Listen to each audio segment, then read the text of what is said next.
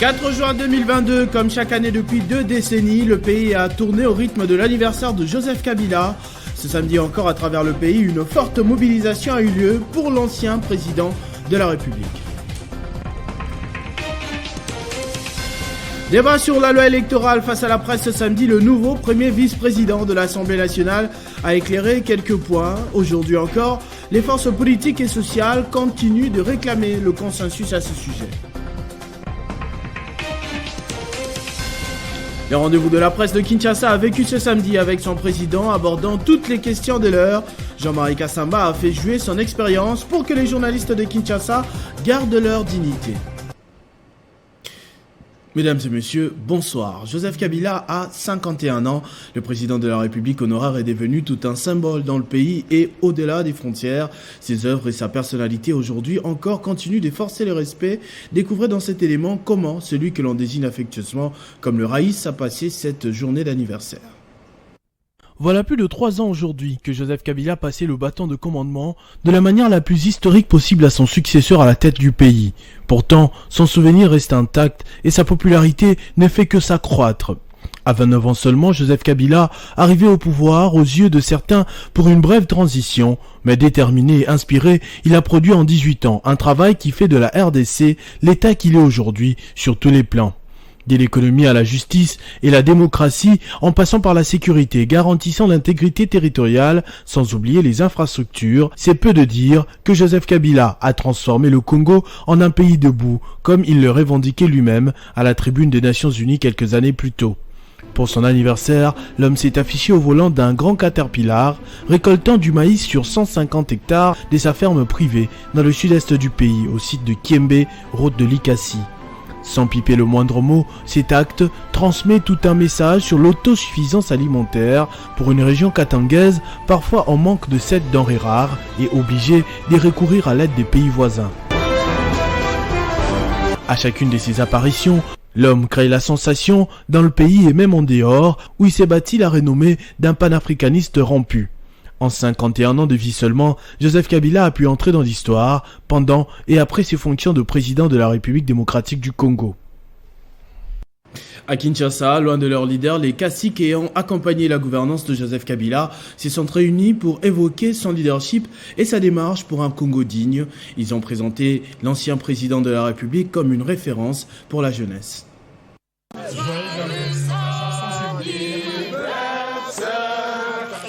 C'est un jour mémorable et inoubliable pour les Francs communs, pour le Congo. La jeunesse kabiliste qui, en ce jour, célèbre le 51e anniversaire de Joseph Kabila Kabange et sa sœur jumelle Jeannette Kabila. C'est en toute sobriété qu'a été commémorée cette date, une manière pour le président de la cellule de crise du FCC, Raymond Tshibanda, de conscientiser la jeunesse à plus de loyauté pendant cette période. Nous célébrons la naissance de Joseph Kabila Kabange. Ce monsieur qui, à l'âge de 29 ans, avait pris en main ce pays qui était divisé, qui était au bord de l'implosion, l'a remis ensemble, a commencé sa reconstruction, a réintroduit la démocratie et a permis qu'il y ait la première alternance pacifique civilisé au sommet de l'État dans ce pays. Nous, FCC, nous avons encore besoin de lui. Ceux qui ont pris l'initiative d'organiser cette rencontre d'aujourd'hui, les jeunes dynamiques, nationalistes du mouvement La Jeunesse Kabiliste, je les encourage à rester loyaux. Aujourd'hui, TSE est loin du débat politique. Il s'est transformé aux yeux des Congolais comme une unité de mesure par rapport à la classe politique congolaise en général et à son successeur en particulier. Sa personnalité, tout un mythe. Et aujourd'hui, pour plus d'un Congolais, toute une école créant des kabilistes à travers les pays. Son parti politique créé il y a 20 ans continue de lui réaffirmer loyauté, fidélité et gratitude pour toute son œuvre pour le Congo qu'il a pratiquement bâti de ses propres mains. C'est le cas de la Fédération du Lualaba qui voit en Joseph Kabila une icône caractérisée par un sens élevé de responsabilité. Mot d'anniversaire du peuple des Lualaba au camarade Joseph Kabila Kabange. Excellence, Monsieur le Président de la République honoraire, chers camarades et sénateurs à vie, en ce jour où vous célébrez le 51e anniversaire de votre vie grande et notre joie de saisir l'opportunité que vous offre ce jour pour vous dire chaleureusement un petit mot. Ainsi, joignons notre voix à celle de votre famille biologique, de vos connaissances et de tous ceux qui vous sont chers. Nous voulons tout d'abord remercier le Seigneur Dieu Tout-Puissant de vous avoir donné la vie jusqu'à ce jour, en dépit des vicissitudes de la vie qui sont les vôtres. Très chers camarades, ce 51e anniversaire n'est pas seulement une occasion de jouissance, mais nous rappelle surtout tout l'homme que vous êtes pour nous et pour toute la République. Vous êtes en effet un père de famille, un avéré homme d'État, un bâtisseur, un fédérateur, un homme de conviction, une icône caractérisée par un sens des responsabilités élevé, une discipline des fers et un silence légendaire. Vous êtes celui qui ne parle que quand cela est nécessaire. Votre sagesse et votre travail ont permis à la RDC, notre beau pays, d'être ce qu'elle est devenue aujourd'hui, car vous seul lui avez voulu la paix, la concorde, l'unité, la reconstruction et la démocratie pour un développement intégral, non seulement de tout homme, mais de tout l'homme. Vos réalisations sont légion, qu'on ne saurait les énumérer toutes ici. C'est pourquoi la République entière, par notre voix, vous rend un vibrant hommage et vous célèbre spécialement aujourd'hui comme un héros vivant, un patrimoine national que le cœur généreux et consciencieux doivent protéger à tout prix. L'Alliance des forces pour le bien-être du Congo de Néné Nkoulou aussi a souhaité un heureux anniversaire à Joseph Kabila ainsi que sa sœur jumelle Jeannette Kiungu. Dirigée par Christian Numbi, le parti a souhaité voir son autorité morale de la plateforme FCC garder le maximum d'énergie au service de la nation. Message d'anniversaire adressé à l'honorable sénateur à vie et président honoraire de la République démocratique du Congo, le Raïs Joseph Kabila Kabange.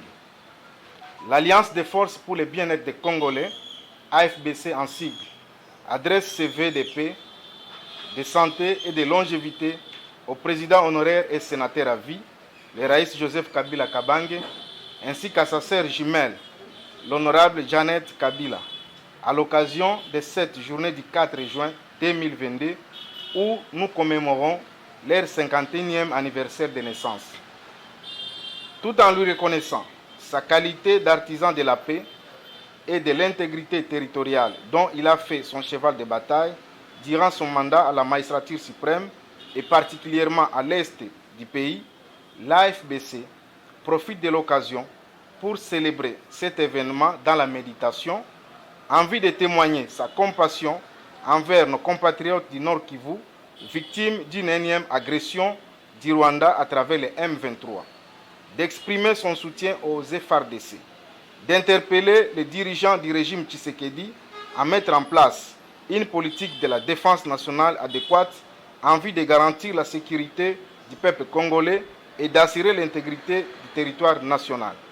Joyeux anniversaire, camarade Joseph Kabila Kabange. Reparlons de l'AFBC cette fois dans un contexte moins festif. Le parti de Néné Nkoulou s'est rendu à Kanyarushina pour assister aux les déplacés de guerre avec une importante quantité de vivres et biens de première nécessité. Une action placée également dans le cadre de la commémoration de l'anniversaire de Joseph Kabila. C'est une importante quantité de vivres, essentiellement des sacs de riz, que l'Alliance des forces pour le bien-être des Congolais AFBC en sigle de l'honorable Néné Nkoulou a amené aux déplacés de guerre installés à Kibati dans le territoire de Nyiragongo. En remettant ces vivres, Claude Faïda Simweraï, président fédéral provincial de ce parti politique, a souligné que c'est dans le cadre de la célébration de l'anniversaire de naissance du président honoraire de la RDC Joseph Kabila et sa jumelle Jeannette Kabila que Néné Nkoulou avait trouvé utile de le célébrer avec ses déplacés. nous amenons cette assistance, c'est un symbole de prouver que notre parti, notre initiatrice, l'honorable Néné Nkoulou Ilunga, est derrière la population du Nord Kivu, compatit avec la population du Nord Kivu, mais aussi le sénateur à vie Joseph Kabila Kabange. Son anniversaire ne doit pas passer inaperçu. Voilà que l'anniversaire de Joseph Kabila Kabange vient de se passer dans les cas de cantonnement des déplacés de guerre qui sont ici à Kibati. Ces déplacés ont remercié Néné Nkoulou pour ces gestes réalisés un jour si spécial pour l'ancien président congolais. Nous disons merci beaucoup car Néné Nkoulou a passé à nous ces jours alors qu'on vit dans des conditions difficiles. Avec cette action réalisée ces jours, l'AFBC reste un parti politique toujours à côté de sa base. Et pour boucler ce chapitre, les kabylistes rénovateurs, eux, ont célébré l'anniversaire de Joseph Kabila et sa jumelle dans l'orphelinat Maman Olive Lembe Kabila à Goma ce samedi. Ils ont appelé à cette occasion toute la jeunesse à se placer derrière la vision du président de la République honoraire. C'est dans une bonne ambiance festive que l'ASBEL, les kabylistes rénovateurs, ont célébré à Goma l'anniversaire de naissance du président honoraire Joseph Kabila Kabange et sa sœur jumelle Jeannette Kabila. Ils sont allés célébrer cet heureux événement avec les enfants de l'orphelinat Maman Olive Lembe Kabila. Conduits par leur coordonnateur Jules Bouzake, ces jeunes ont partagé ensemble le cadeau d'anniversaire avec ces orphelins. Ils ont profité de cette occasion pour réitérer leur soutien au sénateur à vie Joseph Kabila. Derrière l'orphelin, Dieu lui-même porte une bourse. Les pleurs de l'orphelin ne tombent pas en vain. Apprendre à s'apprécier à celui qui s'ignore est une bonne œuvre que de vêtir un orphelin. Chers camarades, le sénateur à vie Joseph Kabila Kabange, en ce jour si spécial de votre anniversaire, nous nous sommes sentis obligés de nous joindre à vous à travers ces orphelins, les kabylistes rénovateurs de demain, en fait de vous signifier notre gratitude de toujours être là à nos côtés. L'ASBEL, les kabylistes rénovateurs, a à l'occasion amené des vivres et non-vivres à ses enfants de l'orphelinat Maman Olive Lembe Kabila pour célébrer cet anniversaire de Joseph Kabila et Jeannette Kabila. Au moment où la tension ne faiblit pas au sujet d'une loi électorale consensuelle, le premier vice-président de la Chambre basse du Parlement s'est entretenu avec la presse aujourd'hui. Pour André Mbata, l'actuelle version a été saluée à la majorité, par la majorité des élus, mais aussi les partenaires extérieurs pour certaines innovations.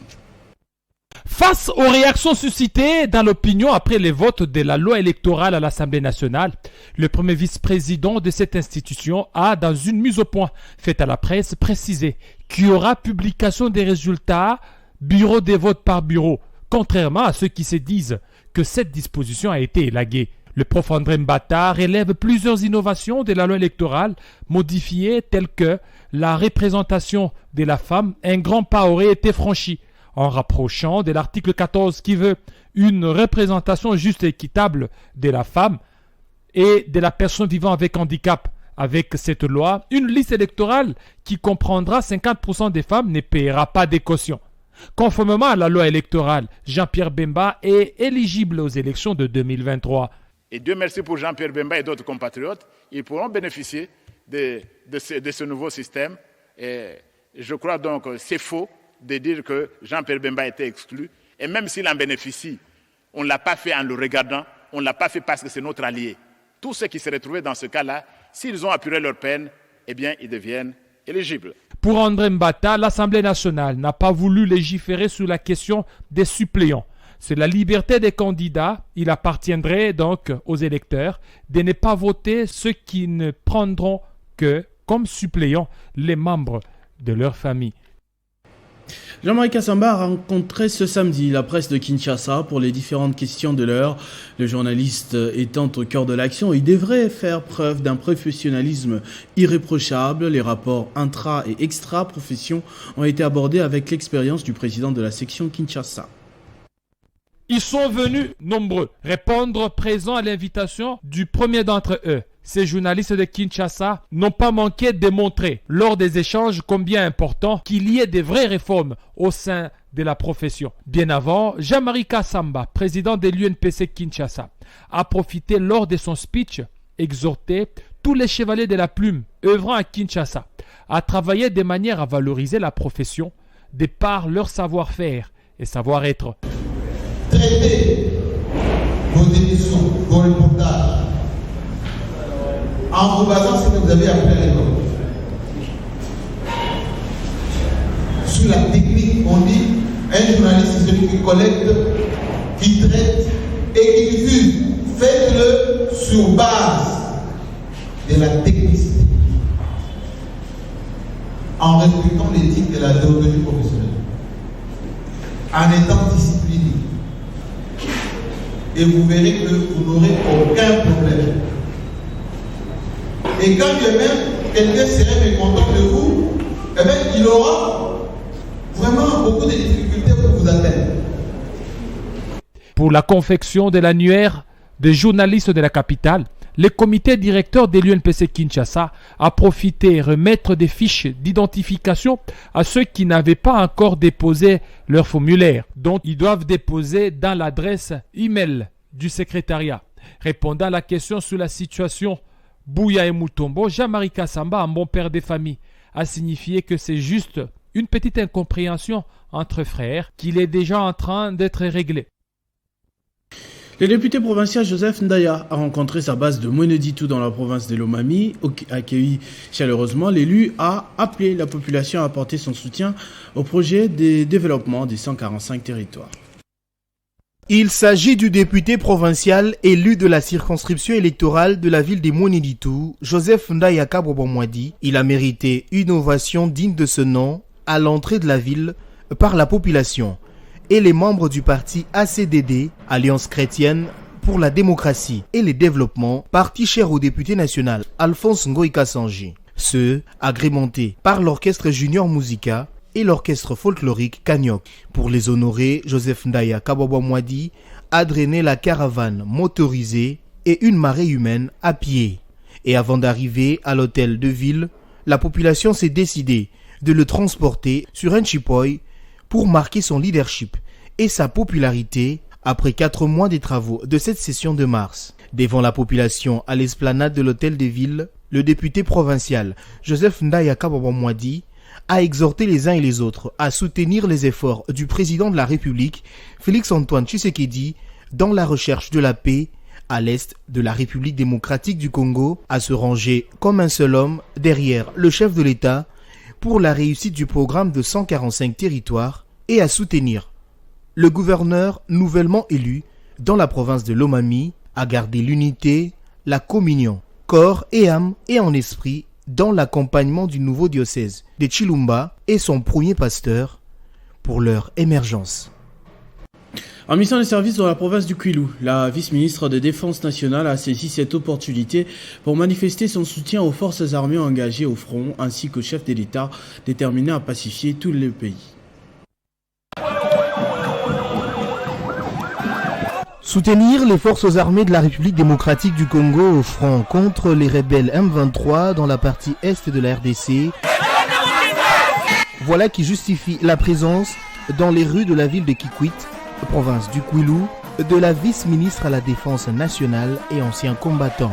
Nous sommes ici pour soutenir le chef de l'État, Félix-Antoine Tshisekedi Tshilombo. C'est lui le président de la République. Nous soutenons aussi nos FARDC, nos voyants militaires qui sont au front. Nous les soutenons dans tous les aspects. Soutenez-les d'abord dans la prière et ensuite soutenez aussi dans les aspects que vous trouvez qu'il est nécessaire. Séraphine Kilubu a également profité de l'occasion pour appeler l'ensemble du peuple à s'aligner derrière les forces armées de la RDC pour une défense décisive de l'intégrité du territoire national.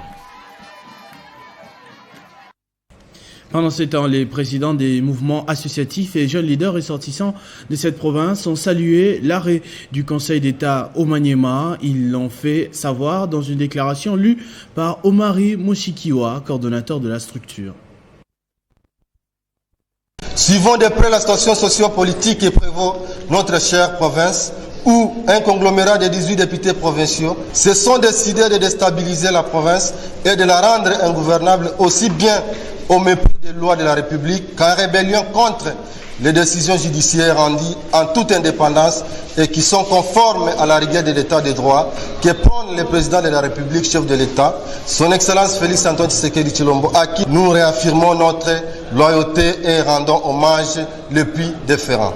Tout en saluant l'arrêt rendu par le Conseil d'État de la République démocratique du Congo, annulant l'élection des gouverneurs et vice-gouverneurs de la province du Maniema à cause des irrégularités flagrantes, nous appelons le vice-premier ministre et ministre de l'Intérieur, Sécurité et Décentralisation à fermer cette assemblée provinciale du Maniema qui s'illustre de plus en plus comme symbole du désordre, de déstabilisation permanente, du blocage de toutes les initiatives et actions de développement dans le seul but d'accentuer la misère de la population et de réduire l'électorat du chef de l'État dans cette partie du pays, chose pourtant acquise à ce jour. Nous exhortons les différentes branches de la société civile et la classe politique à l'unité et à la cohésion pour que la paix soit consolidée sur toute l'étendue de notre province et que l'élan de développement qu'aspire.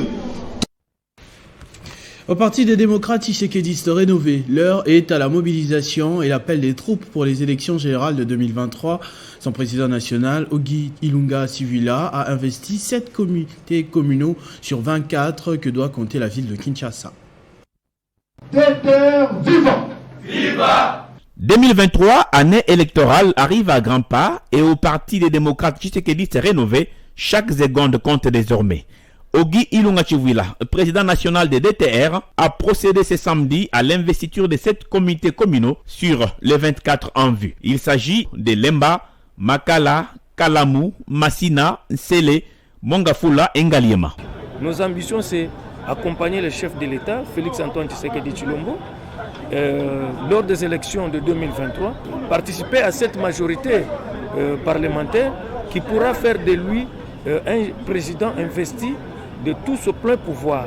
Les présidents des comités communaux investis se disent déterminés à répondre efficacement aux attentes de la hiérarchie du parti. Nous avons l'obligation, par rapport aux 7 communes qui viennent d'être investies, de pouvoir continuer l'implantation de ce parti des terres, qui est un parti naturel à l'UDPS. DTR dans chaque parcelle, chaque maison, Kalam partout ailleurs, nous voulons voir DTR faire les rages.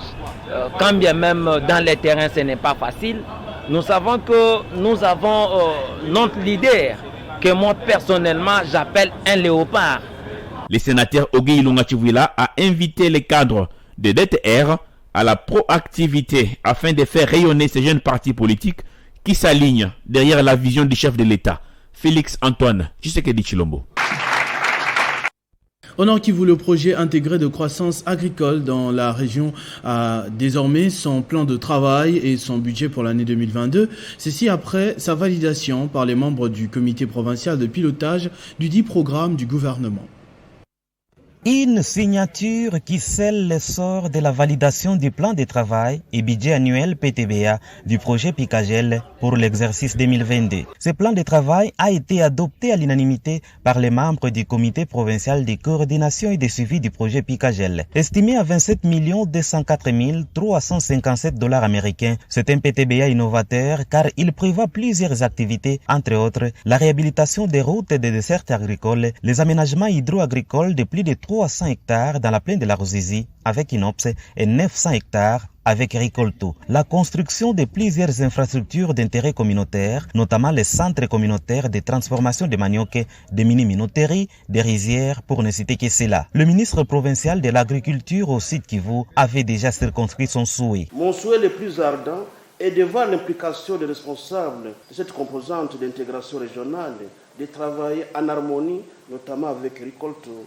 VSF, FAO, qu'il a réussi plus présenter des produits compétitifs dans la région des Grands Lacs. Pour l'expert en gestion des projets au Picagel venu de Kinshasa, une série d'activités sera effectuée à travers les composantes du programme, dont notamment le développement des chaînes de valeur agricoles. Le coordonnateur provincial Damas Boulouboulou a brossé succinctement les réalisations effectuées en 2021 dans les filières pêche et aquaculture, la subvention des sous-projets à coût partagé, les infrastructures routières, la composante agriculture ainsi que les services d'appui et gestion du projet qui a permis la réhabilitation du bâtiment moderne de 36 bureaux abritant les divisions provinciales de l'agriculture, pêche, élevage et bien d'autres.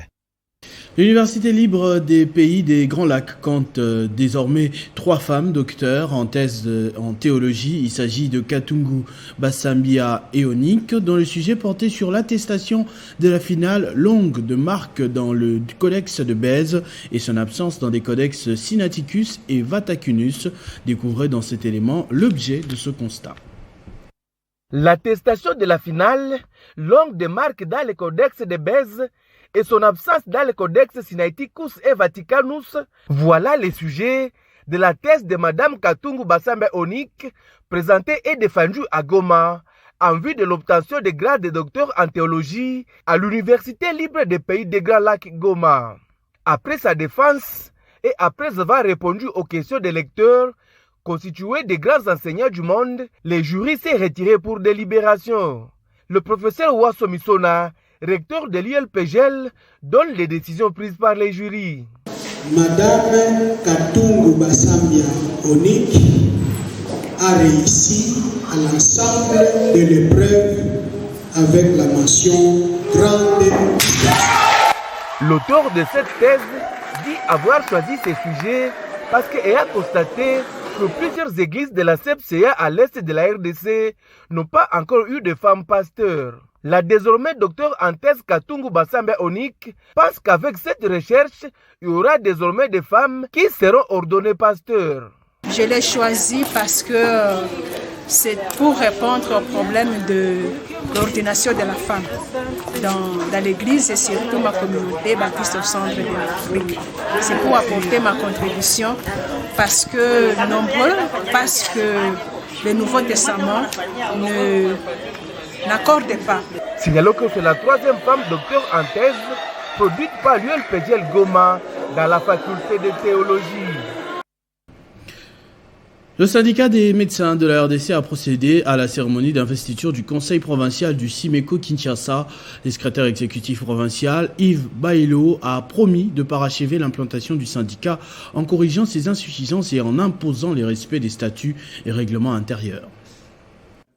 C'est la salle du collège Boboto qui a servi de cadre à la cérémonie d'installation des nouveaux animateurs du conseil provincial du syndicat des médecins de la République démocratique du Congo, ville de Kinshasa, sous l'œil vigilant du bureau exécutif national. Dans son mot, Baelo Yves, nouveau secrétaire exécutif provincial, a remercié le bureau national pour cette marque de confiance, puis réaffirmé sa détermination, celle de parachever l'implantation du Simeko dont la ville de Kinshasa, commencée par ses prédécesseurs et poursuivie par le bureau national.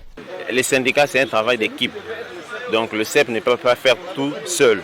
Il y a des bureaux syndicaux de base, ensemble avec les bureaux syndicaux de base et avec un nouveau vent, nous espérons qu'on pourra mener à bon port l'implantation et les élections qui sont attendues d'ici là. De son côté, le secrétaire général du syndicat des médecins du Congo, Juvenal Mwanda, a donné les raisons de cette redynamisation. Nous avons dans notre mission d'implanter le Simeko, tenu à redynamiser le fonctionnement du conseil provincial du Simeko ville de Kinshasa en désignant des nouveaux membres au bureau provincial et au niveau du bureau syndical de base qui ont une triple mission: poursuivre l'implantation du Simeko en recrutant davantage de membres, faire régner la discipline au sein des organes du Simeko dans la ville de Kinshasa, préparer correctement le processus électoral. Créé en 2012, le Simeko a fêté ses 10 ans d'existence cette année et les élections de nouveaux animateurs s'y profilent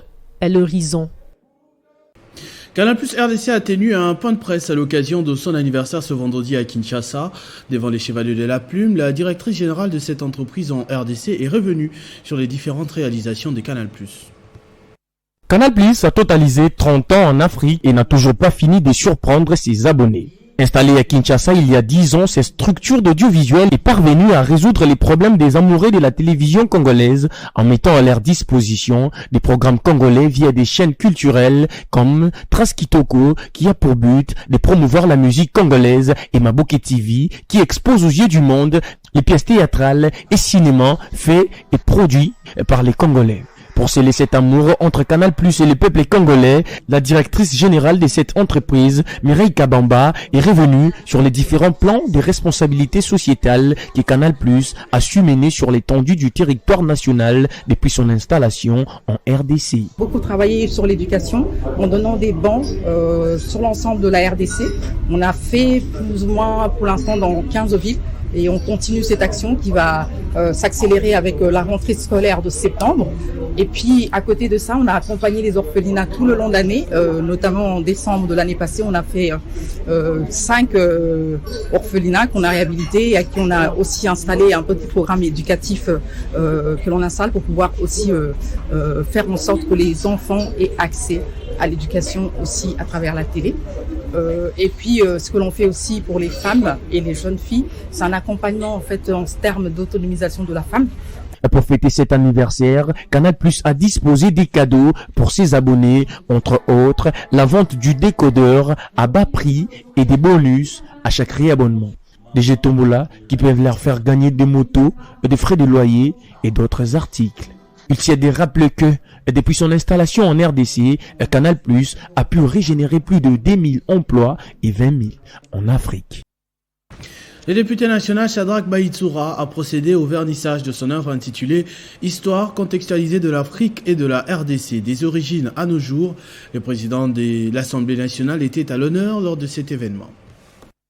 C'est un ouvrage consacré à l'histoire de l'Afrique et de la République démocratique du Congo, des origines à nos jours, écrit par le député national élu de la circonscription électorale de Béni, Shadrack Bahitsura Moussowa, publié aux éditions de l'Harmattan. Ce livre a été baptisé par Christophe Mbosso, président de l'Assemblée nationale.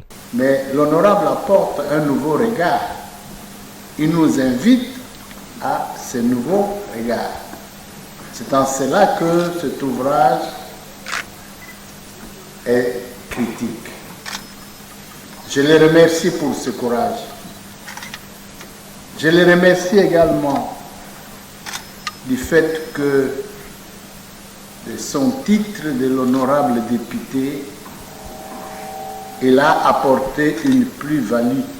En présence de plusieurs personnalités du pays, le professeur Jean Médard Bokongo a présenté l'ouvrage, suivi d'un commentaire sociologique du professeur Bongeli, représentant de l'éditeur. L'auteur a pour sa part expliqué la quintessence de son ouvrage. Par la qualité appréciable de son illustration, en images, à cartes, pages de lecture, mon livre revêt par ailleurs un caractère pédagogique, tant il contient des matières susceptibles d'être dispensées à tous les niveaux de notre système éducatif, particulièrement à ce moment où l'enseignement des sciences historiques est de plus en plus négligé par les élèves, les étudiants et même par d'autres apprenants. La vente solennelle est donc lancée, soutenue par l'assistance des participants. Ce journal est terminé, je vous en rappelle tout de suite les principaux titres. 4 juin 2022, comme chaque année depuis 2 décennies, le pays a tourné au rythme de l'anniversaire de Joseph Kabila. Ce samedi encore, à travers le pays, une forte mobilisation a eu lieu pour l'ancien président de la République. Débat sur la loi électorale face à la presse ce samedi, le nouveau premier vice-président de l'Assemblée nationale a éclairé quelques points. Aujourd'hui encore, les forces politiques et sociales continuent de réclamer le consensus. Le rendez-vous de la presse de Kinshasa a vécu ce samedi avec son président, abordant toutes les questions de l'heure. Jean-Marie Kassamba a fait jouer son expérience pour que les journalistes de Kinshasa gardent leur dignité. A tous et à toutes, merci de votre attention soutenue. Restez fidèles au programme de votre chaîne Télé 50. Vivez heureux, vivez sans temps, mesdames et messieurs.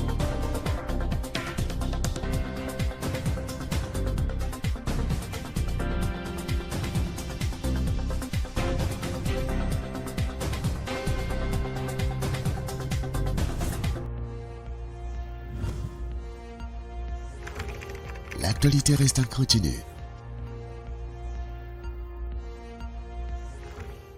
La Caisse nationale de sécurité sociale des agents publics de l'État, CNSAP en sigle, porte à l'attention de tous les agents de carrière des services publics de l'État mis à la retraite avant l'année 2017, ainsi que leurs rentiers, conjoints, survivants et orphelins, y compris ceux des agents décédés en cours de carrière avant 2017, qu'ils sont dorénavant assujettis au régime de sécurité sociale de la CNSAP. Conformément à la vision du chef de l'État, ce transfert fait suite à la réforme de la retraite pilotée par son Excellence, Monsieur le Vice-Premier ministre, ministre de la fonction publique, suivant les résolutions du Conseil des ministres du 13 mai 2022.